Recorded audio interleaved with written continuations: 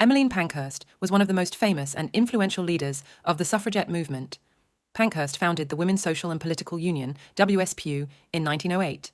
The group interrupted cabinet meetings and heckled politicians, and some of the activists set fire to mailboxes and vacant houses. They got themselves arrested for civil disobedience, and several were forced to endure brutal force-feeding after going on hunger strikes. The group continued to protest, and Pankhurst gained notoriety and influence in America, going on several speaking tours in 1909 and 1913. During her stop at Hartford, Connecticut, in 1913, Pankhurst delivered her most famous speech, Freedom or Death, where she goes on to argue the necessity of the suffragettes' militancy, and it was the only option to force the government to recognise women's rights. 5 years later, the British suffragettes would win a partial victory in 1918, when the UK granted women over 30 the right to vote. Pankhurst would continue to work for women's rights for another 10 years, until her death in 1928 at 69. Although her approach to women's suffrage is controversial, no one can deny the mark she made in the fight for progress and women's equality.